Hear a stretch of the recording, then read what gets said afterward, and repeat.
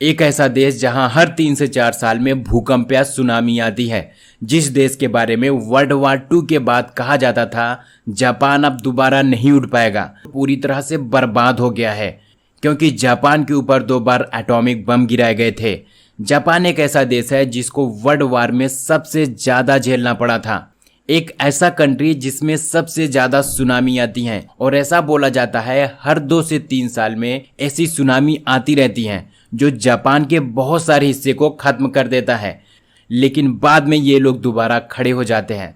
ऐसी कौन सी टेक्निक है जापानीज लोगों के पास जो बाकी देशों से इन्हें अलग बनाती है, जानने वाले हैं आज की इस वीडियो के अंदर। इस वीडियो के अंदर हम जापानीज के टॉप 3 सीक्रेट के बारे में बात करने वाले हैं, जिनका इस्तेमाल करके जापानीज लोग अपने इन्वेस्टमेंट के प्रति, अपने फाइनेंस के प्रति और अपने कैरियर के अंदर सफल हुए हैं। जानने वाले हैं आज की इस वीडियो के अंदर। वीडियो को लास्ट तक देखना। चलिए शुरू करते हैं। ऑथर कैन होंडा, जिन्होंने पर्सनल डेवलपमेंट और फाइनेंस के ऊपर 50 से ज़्यादा बुक पढ़ी हैं।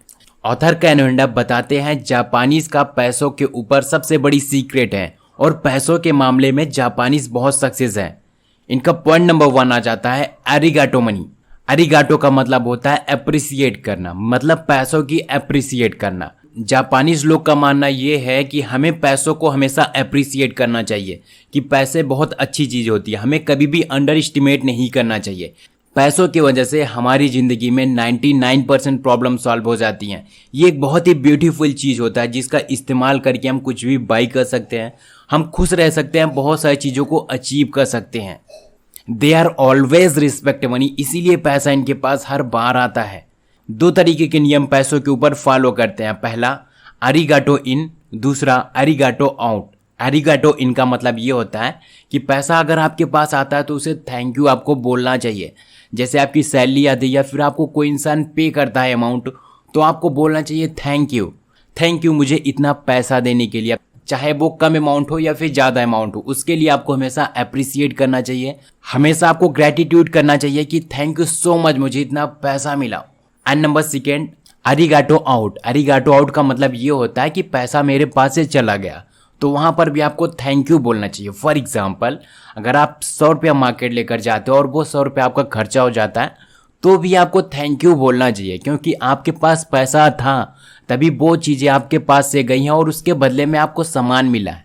ऐसा नहीं आपको बोलना चाहिए कि यार मेरा तो 100 रुपया चला गया। आपको ऐसा नहीं बोलना चाहिए, आपको बल्कि ये बोलना चाहिए थैंक यू सो मच, मेरे पास 100 रुपया थे जिसकी वजह से हम इस सामान को खरीद पाए, तो मुझे वहाँ पर भी अपने पैसों को थैंक यू बोलना चाहिए। ये सारे नियम जापानीज अपने लिए बहुत ज़्यादा फॉलो करते हैं, जिसकी वजह से वो लाइफ में मनी के प्रति हमेशा अट्रैक्शन बढ़ाते हैं, जिसकी वजह से उन्हें और ज़्यादा अमाउंट मिलता रहता है। Now point number 2 is kakeibo. Kakeibo budgeting का बहुत ही फेमस नियम माना जाता है। जापानीज लोग पैसों की सेविंग करने के लिए इस नियम का इस्तेमाल करते हैं। यह नियम बजटिंग के ऊपर आ जाता है। देखिए, हम बहुत सारे नियम को फॉलो करते हैं, 50-30-20% मनी रूल को फॉलो करते हैं और बजटिंग के बहुत सारे नियम बनाते हैं, लेकिन वो सारे नियम कहीं ना कहीं फेल्स हो जाते हैं। और एक ऐसा सटीक नियम जापानीज लोगों के पास है जिसके माध्यम से वो अपना बहुत सारा पैसा सेव कर लेते हैं। पॉइंट नंबर 1 आ जाता है can I live without that item. क्या हम उस आइटम के बगैर जीवित रह सकते हैं? क्या जिस सामान को हम खरीदने वाले हैं उसके बगैर क्या हम जीवित रह सकते हैं? अगर हाँ, तो आपको उस सामान को नहीं खरीदना चाहिए। फॉर एग्जाम्पल, आपके बजट के बाहर जा रहा है आईफोन, फिर भी आप उस चीज़ को खरीद रहे हो। अगर आपके बजट के अंदर है तब आप उस चीज़ को बाई करो, अच्छी बात है। बट अगर आपके बजट के बाहर जा रहा है तब भी आप उस चीज़ को खरीद रहे हो, तो वो आपके लिए गलत डिसीजन हो सकता है। ऑथर बताते हैं किसी भी महंगी चीज़ को खरीदने से पहले आप एक बार जरूर सोचना क्या हम इसके बगैर जीवित रह सकते हैं। अगर आपका आंसर यस आता है तो आपको उस चीज़ को नहीं खरीदना चाहिए। पॉइंट नंबर 2 आ जाता है कैन आई अफोर्ड इट। क्या हम इस चीज़ को अफोर्ड कर सकते हैं? किसी भी लग्जरी सामान को खरीदने से पहले आपको एक बार अपने आप से जरूर पूछना चाहिए can I afford it according to your current financial situation, कि आपके पास कितना अमाउंट है। अगर आप किसी भी महंगी चीज़ को खरीदने जा रहे हो तो आपके बैंक बैलेंस में उस अमाउंट को खरीदने के लिए 3 टाइम्स अमाउंट होना चाहिए, तब तो आप उस चीज़ को अफोर्ड कर सकते हो। अदरवाइज आप उस चीज़ को नहीं अफोर्ड कर सकते। देन आपको अपने आप से जरूर एक बार क्वेश्चन कर लेना है can I afford it. Point number 3 आ जाता है will I actually use it. क्या होता है कि हम अपने ज़िंदगी में कभी किसी फैंसी चीज़ को देखकर बाई कर लेते हैं और 2-4 दिन पहनने के बाद हमारी शौक पूरी हो जाती है, तो वैसे में हमारा बहुत बड़ा अमाउंट खर्च हो जाता है। अब बजटिंग का नियम बता रहे हैं तो ये सारी चीज़ें बताना ज़रूरी है। फॉर एग्जाम्पल, आप किसी वॉच को खरीदते हो कि हाँ मुझे ये वॉच बहुत अच्छी लग्जरी वॉच है, आप इस वॉच को खरीद लेते हो, लेकिन आप अगेन 2 महीने 3 महीने तक यूज करते हो, उसके बाद एक किनारे रख देते हो और आपको फिर नई वॉच चाहिए। तो ऐसे में आपको हर बार लग्जरी वॉच नहीं लेना चाहिए। अगर आप इस तरीके से बाई करते रहेंगे तो आपका बहुत बड़ा पैसा खर्च हो जाएगा। तो उस चीज़ को बाई करने से पहले आप ज़रूर पूछना, will I actually use it, क्या मैं सच में इसका यूज़ करूँगा। अगर आप शॉर्ट टर्म के लिए यूज़ करने वाले हो तो आप अपने लिए कोई सस्ती वॉच अफोर्ड कर सकते हो, जिससे आप अपना बहुत सारा अमाउंट बचा सकते हो। जापानीज लोग किसी भी सामान को खरीदने से पहले अपने आप से राइट क्वेश्चनिंग करते हैं। अगर एक्चुअली में उन्हें उस चीज़ की ज़रूरत है तभी उस चीज़ को खरीदते हैं, अदरवाइज वो क्विट कर देते हैं। जापानीज लोग इन सारे टेक्निक्स का यूज़ करके बहुत सारा पैसा अपना बचा लेते हैं। 9 पॉइंट नंबर 3 आ जाता है मिनिमलिज्म। यही रूल इनको और ज़्यादा वेल्थी बनाती है। जापानीज लोग का रूम आप कभी भी जाकर देखोगे तो वो अपने रूम के अंदर बहुत सारे सामान से नहीं भर के रखते हैं।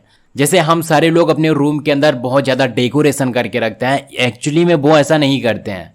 इवन आप उनके रूम में जाकर देखोगे तो वो सोने के लिए बेड भी नहीं रखते हैं, बेडशीट को ज़मीन पर बिछाते हैं और ऊपर से चादर डाल करके सो जाते हैं बिंदास तरीके से। जापानीज लोग बहुत ही सिंपल तरीके से अपने लाइफ को जीना प्रेफर्ड करते हैं। हम लोग अपने रूम के अंदर कुछ सजाने वाली चीज़ रख लेते हैं या फिर कुछ लाकर रख लेते हैं, कुछ लाकर रख लेते हैं। इवन आप किचन में देखेंगे तो जिन चीज़ों की ज़रूरत नहीं है ना, वो भी चीज़ें आपको मिल जाएंगी। बट जापानीज लोग ऐसा नहीं करते हैं, उनको जितनी चीज़ों की ज़रूरत है वो इतना ही रखेंगे।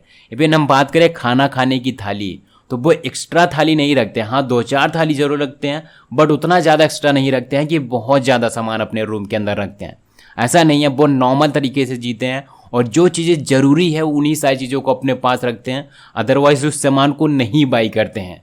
जापानीज लोग का मानना ये है कि आप अपने रूम में, आप अपने आसपास में जितना ज़्यादा खुला स्पेस रखोगे उतना ज़्यादा प्योर एयर पास होगी, उतना ज़्यादा आपको शुद्ध हवा मिलेगी, जिसकी वजह से आपकी लाइफ बनी रहेगी।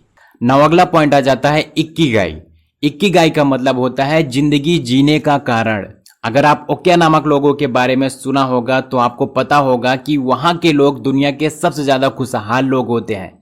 एक्सपर्ट का मानना ये है ऐसा इसीलिए होता है क्योंकि वहाँ के लोग अपना इक्किगाई को फाइंड आउट कर चुके हैं। उन्हें पता है कि हमें अपनी ज़िंदगी में क्या चीज़ें करनी है।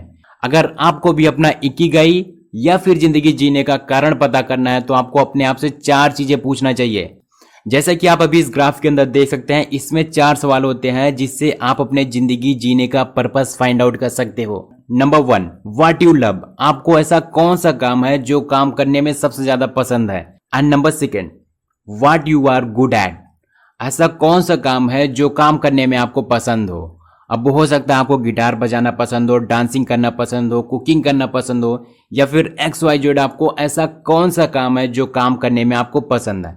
And number 3, what the world need. इस संसार को उस काम की क्या जरूरत है। आप जो काम कर रहे हो वो लोगों की लाइफ में वैल्यू ऐड कर रहा है। And number 4, what can be paid for you. क्या आपको उस काम के बदले पैसा मिल रहा है। अगर उस काम के बदले में आपको पैसा भी मिल रहा है तो वो आपका इक्किगाई हो सकता है।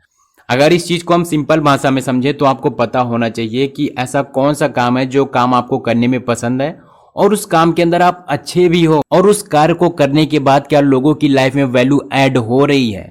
अगर ऐड हो रही है तो क्या आपको उसके बदले में पैसा भी मिल रहा है। अगर ये चारों चीज़ों का कॉम्बिनेशन होता है तो आप अपना इक्किगाई को आराम से पहचान सकते हैं। तो ऐसा कौन सा काम है जो आपको करने में पसंद भी है, आपको पैसा भी मिल रहा है, लोगों की ज़रूरत भी है और वो काम करने में आपको अच्छा भी लग रहा है। इन सारी चीज़ों को अगर आप कॉम्बिनेशन देखेंगे तो वही होता है आपका इक्किगाई। सो दोस्तों, ये थी आज की important video. I hope video पसंद आई होगी। वीडियो पसंद आई तो वीडियो को लाइक करना, चैनल पर नए हो तो सब्सक्राइब करना, अपने दोस्तों के साथ यह वीडियो जरूर शेयर करना, और आप मुझे कमेंट बॉक्स में कमेंट करके बता सकते हो वीडियो आपको कैसी लगी है। Thank you so much for watching this video.